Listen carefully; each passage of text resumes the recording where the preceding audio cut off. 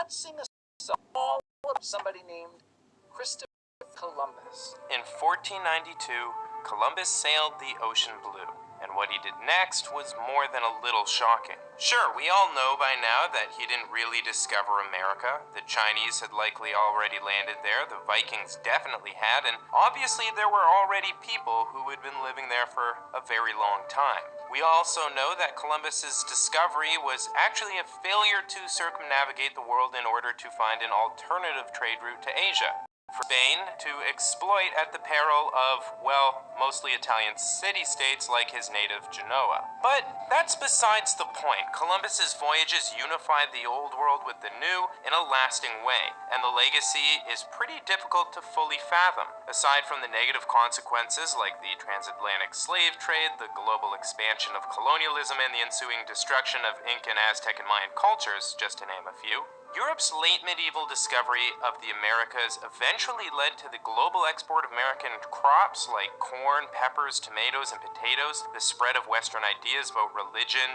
philosophy, science, and mathematics, and the founding of dozens of immigrant-rich, multicultural countries, including the United States, the land of the free sample and home of the Atlanta Braves. So, isn't that enough?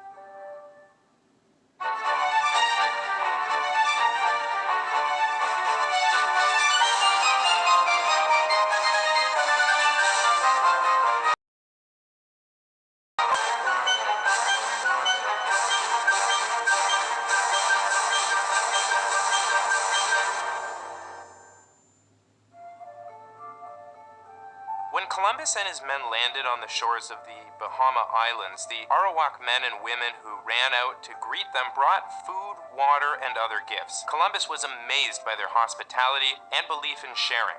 His immediate response was, according to his own journals, to take several of the natives by force. This was to interrogate them for information about where the gold they wore as jewelry came from. He had persuaded the Spanish king and queen to finance his expedition, and they were expecting a large return of gold and spices. They had promised Columbus in exchange 10% of the profits, governorship over any new land found, and a new title, Admiral of the Ocean Sea. The Arawaks, imprisoned on Columbus's ship, eventually led him to Hispaniola, the island now shared by Haiti and the Dominican Republic. From there, he returned to Madrid to tell the monarchs a series of lies. He told them that he had reached Asia and promised that in exchange for a little help from his majesties, he would be able to send them as much gold and slaves as they needed on his next voyage. He also brought them several dozen enslaved Arawaks, thus beginning the transatlantic slave trade. For his next voyage, because of his extravagant promises, he was given 17 ships and more than 1,200 men. Despite the manpower, he couldn't find any gold. So he had 1,600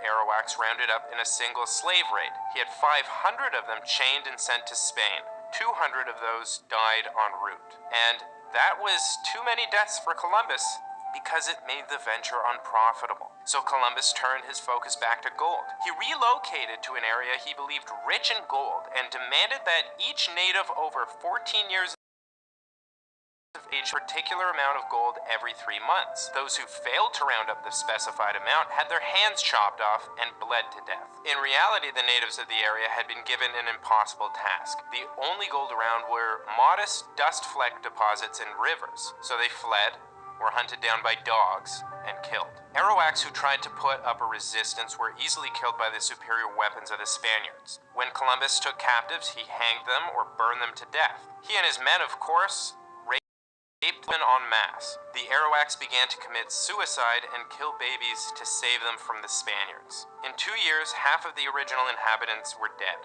The population continued to decline rapidly for decades until there was not a single Arawak left. According to the first-hand accounts of Bartolomé de las Casas, over 3 million people died from Columbus's reign of terror. And told us all about Christopher Columbus. Columbus is without any exaggeration a treasonous, lying, genocidal, rapist, slave trader, and yet we celebrate him. Millions of Americans will be observing Columbus Day on Monday, as we in the North celebrate our Thanksgiving. Imagine how Jews would react to an Adolf Hitler Day. How you would react. To celebrate a genocidal maniac expresses either support or indifference, solace in their deaths, or a belief that their lives didn't matter, that those types of people don't matter. The indigenous peoples of the Americas have already endured quite a bit with surprising patience and dignity. The Washington Redskins, Johnny Depp, the Warner Brothers, tribal sovereignty and treaty violations, residential schools, cultural genocide, biological warfare, slavery, mass murder. So I ask you,